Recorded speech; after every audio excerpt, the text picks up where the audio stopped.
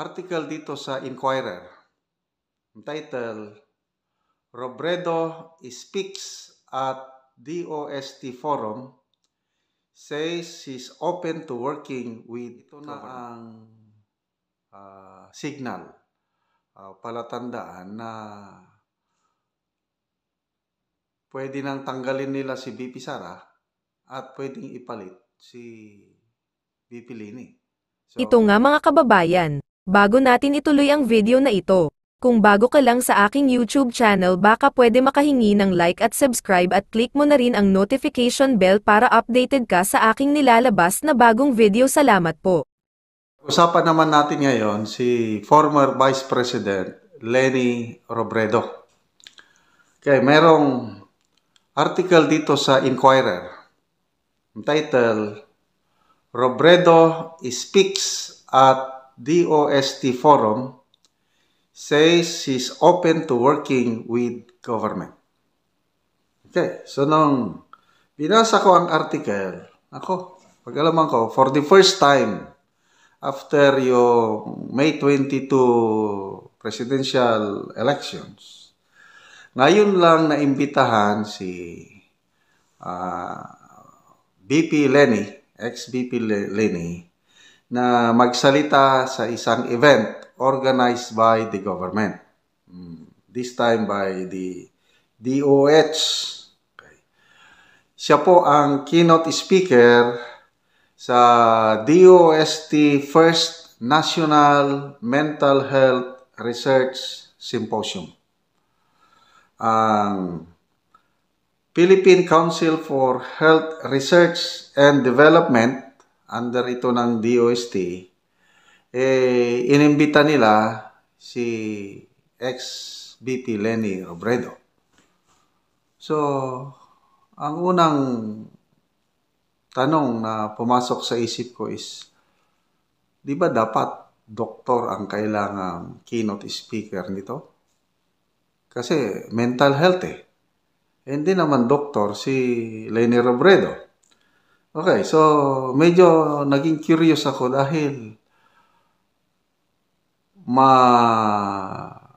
malala na ngayon ang tensyon o ang relasyon ng PBBM admin sa Duterte family.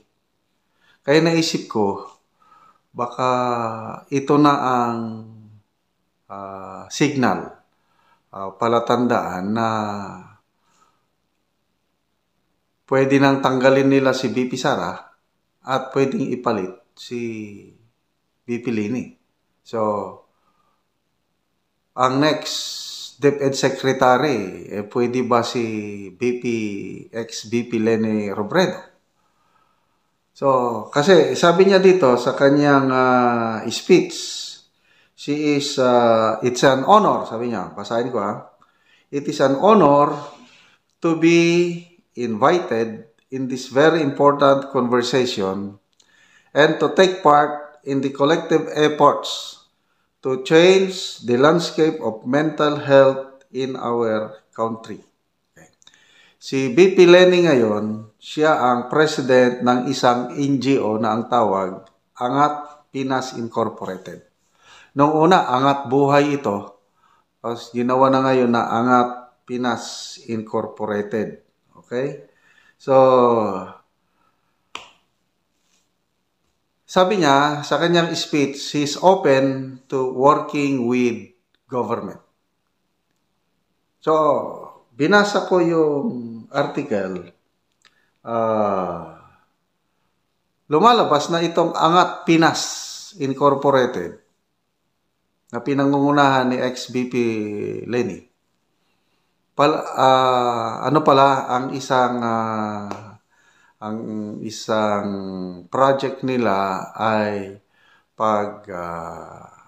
awareness o pag-aalaga sa mental health ng mga iba't ibang sectors of society. Bago pa siya naging pumasok sa politika, involved na siya sa ganitong gawain, mental health awareness.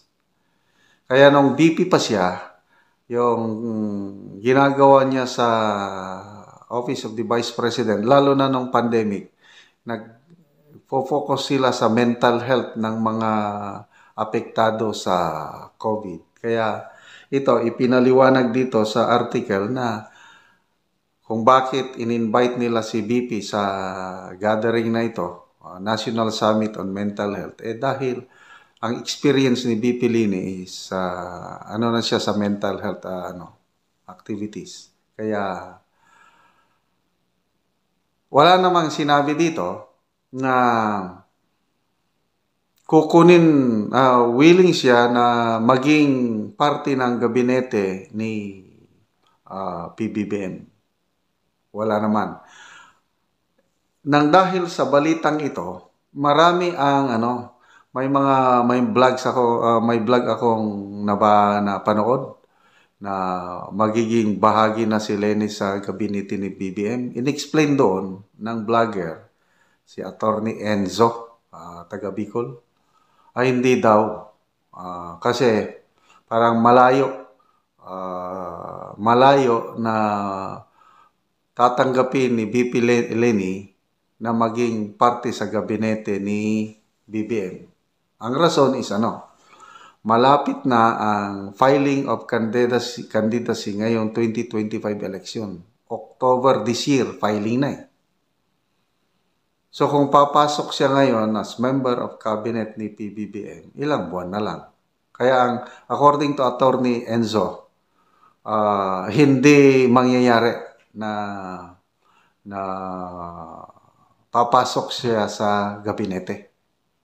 Ang nagsusulong daw niyan, ang mga tuwan-tuwa na nagpapakalat ng balita, mga pro-BBM supporters na galit na kay BP Sara. According to Attorney Enzo, dapat mag-resign na daw si BP Sara. Kasi yung pamilya ni BP Sara, palagi na lang inaatake si PBBM at nananawagan palagi na mag-resign o kung ano-anong ibinabatong mga akusasyon sa presidente. Na daw, wala nang hindi na dapat manatili pa si BP Sara as DepEd Secretary. Si BP Sara naman, trabaho lang . Wala naman siyang sinasabing masama against kay PBBM. Paminsan-minsan lang kumukontra siya. Example, yung peace talks with the CPP, NP, NDF na plano ng gobyernong ito na balik pangkapayapaang usapan sa mga komunista, kinontra yun ni BP Sara kasi bilang co-chair ng NTF-ELCA, palagay ko may karapatan siyang magsalita. May mga paminsan-minsan lang, mga issues, national issues na sumasalungat siya sa posisyon ng presidente. Kaya lang, I believe that's part of democracy. Kaya lang, isa pa pala yung plano na pagpasok ng mga Afghan national sa bansa. Yun, kinontra ni BP Sara. But aside from that, wala na. Kaya, to me, mas maganda na ipagpatuloy ni BP Sara ang pagiging DepEd Secretary kasi napakaganda ang mga improvements o kaganapan sa DepEd with BP Sara as Secretary. Kaya, hindi dapat mag-resign, di ba? Bahala kung si PBBM na ang mag-decide na tanggalin siya, pwede. So, ano sa tingin nyo? Wala namang sinasabi, wala namang hint ni PBBM na tatanggalin niya. Alam nyo, mayroon lang isang tao na pwedeng mag-utos na tanggalin na yan, BP Sara na yan as DepEd. Pag ito na ang nagsalita, yung tao na yun, baka matatanggal na. So, sino yung tao na yun? Hindi ko na lang banggitin. Alam nyo na siguro. Kaya lang, iklaro natin hindi malayo ang posibilidad na papasok pa na maging member ng cabinet ni PBBM si VP Leni. Dahil according to Attorney Enzo, yung vlogger na napanood ko, most likely tatakbo si VP Leni ngayong 2025. Either mayor ng Naga City o congresswoman or senator. Yan ang papasukan niya. So, good luck po, VP Leni. Sa tingin ko, senador, pwede siya eh. Lalo na kung mananalo siya kung congresswoman or mayor sa Naga City kasi baluarte niya yan. Kailangan kabinete, wag na. Wag nyo nang dapat wag nang galawin si VP Sara sa DepEd dahil napakaganda ang kanyang ginagawa sa ahensyang ito.